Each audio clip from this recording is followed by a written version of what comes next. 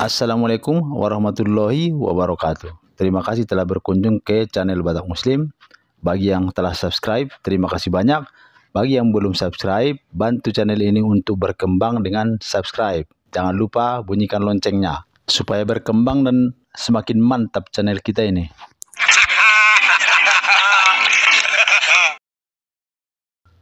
Sekarang kita perkenalkan Buya Sakur. Ide besarnya Nabi Muhammad itu untuk membangun persatuan. Orang ngomong begini dalilnya mana?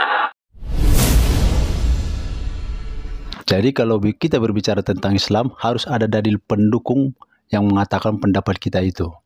Seperti Al-Quran atau hadis.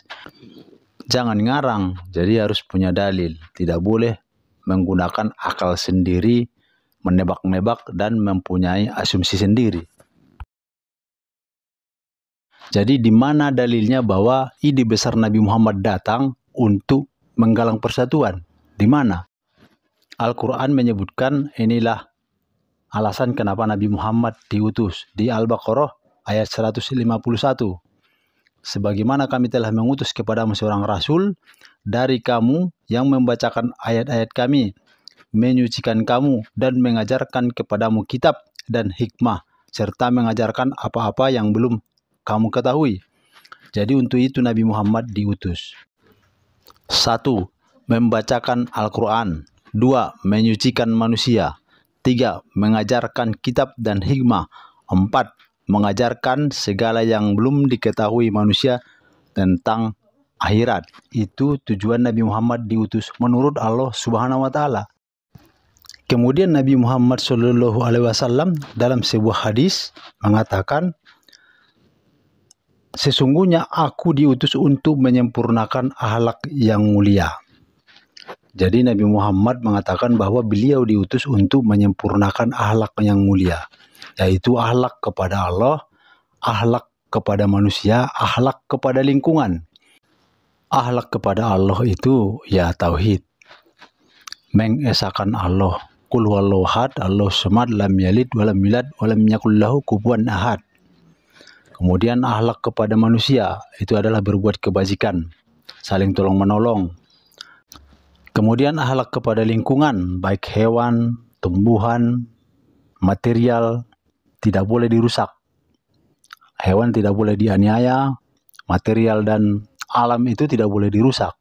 Itu akhlak kepada lingkungan. La ilaha illallah sebagai simbol bahwa kita adalah dalam kesetaraan. Tetapi kemudian dalam perjalanan peradaban umat Islam ini bergeser menjadi ucapan la ilaha illallah menjadi kunci untuk masuk surga. Memang Nabi menjamin barang siapa yang mendukung persatuan dijamin masuk surga, mendukung persatuan. Dalilnya mana? Dalil. Orang ngomong begini dalilnya mana? Sekarang menjadi barang siapa yang akhir ucapannya sebelum meninggal mengucapkan la ilaha illallah masuk surga, menjadi tidak masuk akal. Masa masuk surga dengan ucapan? Memangnya film Barbie?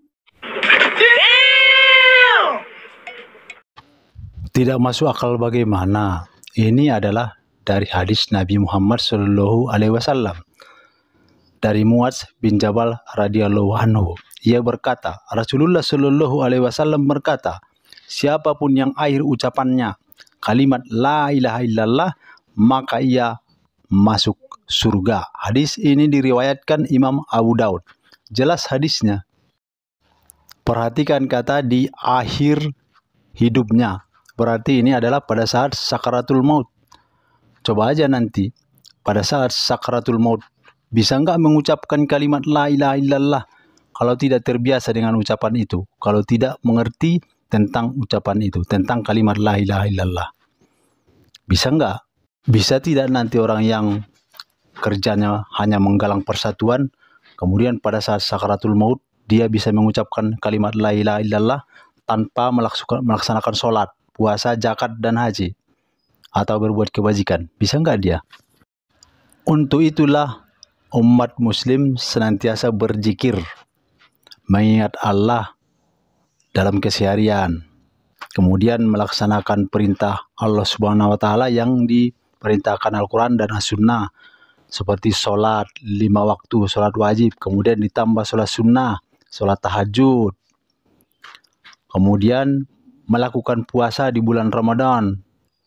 Kemudian kalau mempunyai dana lebih, bisa melakukan perjalanan ke Mekah, melaksanakan ibadah haji, memakan makanan yang halal, yang dihalalkan secara syariat, kemudian menjauhi makanan yang haram, senantiasa berbuat kebajikan, tidak melakukan maksiat, membaca Al-Quran dan menjalankan semua perintah Al-Quran semaksimal mungkin, kemudian senantiasa berbuat kebajikan, menolong orang lain, memberi makan anak yatim, memberi makan fakir miskin, menolong saudara kerabat, kemudian berbuat baik kepada kedua ibu bapa, kalau sudah meninggal mendoakan keduanya.